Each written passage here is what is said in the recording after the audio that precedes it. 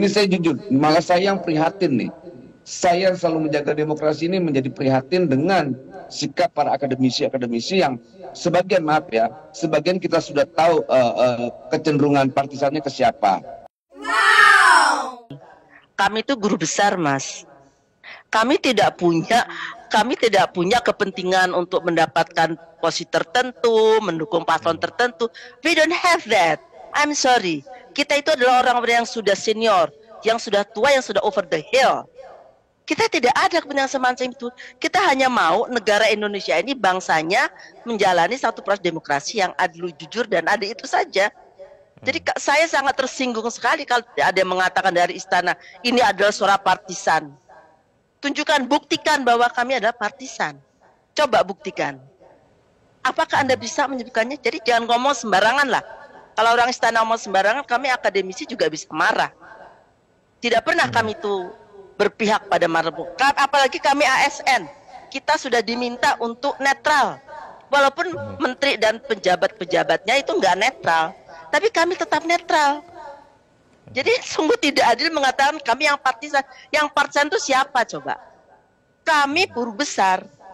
Kami itu punya tugas tertentu di negara ini. Kami itu menegakkan etika negara ini. Kami mendidik anak-anak muda. Kami mendidik generasi muda, generasi Z. Kok dituduh partisan? Buktinya mana? Coba tolong tunjukkan pada saya. Harkesno pernah ngapain dalam partai? Saya membantu pemerintah. Banyak dosen guru-guru bisa membantu pemerintah. Tapi kan bukan berarti kami iya-iya saja atas semua yang terjadi. Buat saya ini sesuatu yang sangat menghina ketika kami akademisian disebut sebagai partisan. We don't have that. Tidak ada motif apa-apa. Kenapa kami baru muncul? Karena kami sangat prihatin. Sudah begitu banyak teguran, sudah begitu banyak protes, dan ternyata masih berlangsung. Tapi bukan berarti bahwa kami bicara itu asal bicara. Kami kan kami melihat, kami punya mata, kami punya telinga, ya, melihat apa yang terjadi di Indonesia. Jadi kalau omongan kami dianggap sebagai, oh sana aja orang jalanan ngomong sendiri, ya kenapa nggak dibubarkan saja kampus? Kalau kerjanya cuma buat ngomong doang, tidak diperhatikan. Prof. Kami itu kan tugasnya tidak ringan.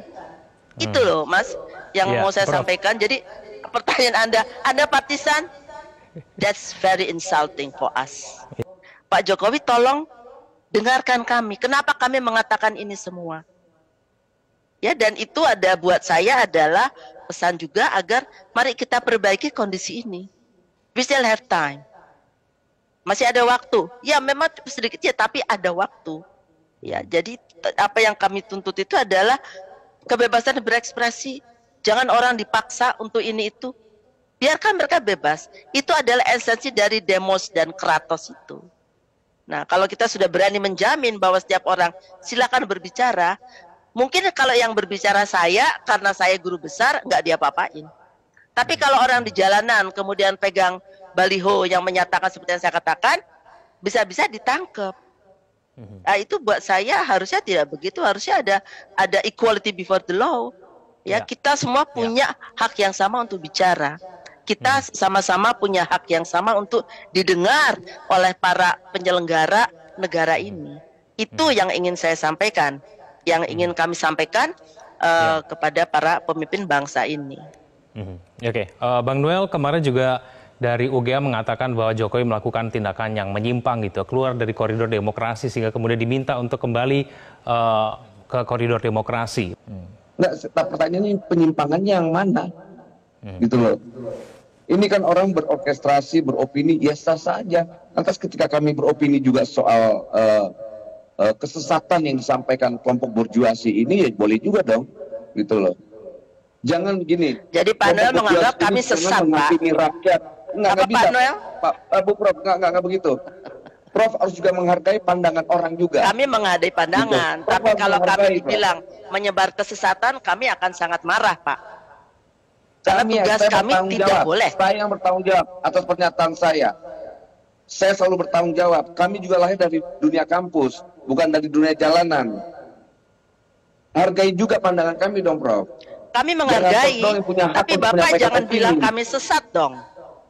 Masa kami Itu dibilang hak sesat? saya. Apa kesesatan Saya bisa kami? menjelaskan kesesatan itu. Saya bisa menyampaikan, saya bisa merasionalisasikan pandangan-pandangan yang sesat. Silakan Gitu. rasionalisasikan apa itu pandangan Yang sesat. disampaikan ada beberapa profesor besok akan terjadi Bang chaos Noel. dan sebagainya. Kami tidak menyatakan. Pak Noel jangan menyamaratakan pendapat semua orang dengan pendapat DGBUI dong. Ada prof Oke, yang baik. menyampaikan Ditahan itu. dulu. Ya, Prof, tapi saya kan ke... kami yang berbicara soal di sini. ini. Oke. Kita itu punya kebebasan berekspresi. Ya itulah salah satu esensi dari demokrasi. Artinya semua orang bebas berpendapat. Silakan saja, saya sepakat dengan saudara Noel. Yang saya tidak sepakat adalah tadi mengatakan kami partisan dan kami sesat, itu saya nggak sepakat. Nah, kemudian yang kita lihat tadi contoh yang baru-baru ini muncul kan ketika yang tadi saya contohkan, saya mengatakan bahwa saya tidak setuju tidak ditangkap polisi, tapi begitu orang yang di jalan yang mengatakan begitu tiba-tiba dijotos gitu ya oleh orang yang entah dari mana gitu dengan alasan ini membahayakan presiden gitu yang tidak masuk akal di saya ya. Nah, itu hal semacam itu kan buat saya menjadi satu hal penting yang perlu diperhatikan oleh semuanya. Adalah tugas dari pemimpin suatu bangsa untuk menjadikan posisinya itu adalah mengayomi, melindungi dan mengayemi, ya, membuat rasa sejuk, ya, dan kemudian bukan membuat orang-orang yang tidak sepakat dengan dia itu mengalami hal-hal yang tidak pantas gitu. Buat saya ini yang tidak boleh berlaku terus, dan kita juga berharap kalau tadi dianggap penyembahan demokrasi, ya buat saya si Pak Noel kita berbeda pendapat lagi. Ketika seorang presiden itu kemudian berkompetisi, berkampanye untuk kelompok tertentu yang bukan partainya pertama, dan kemudian dia juga tidak running lagi, itu kan waktu di DPR kan sudah diputuskan bahwa yang yang boleh kampanye itu adalah yang akan running juga. Ya, dan kemudian ketika berkampanye itu juga harus cuti, ya ini yang belum dilakukan, harus cuti dan juga tidak boleh mempergunakan fasilitas negara. Nah, kalau pakai fasilitas negara ya tugas kenegaraan yang dilakukan.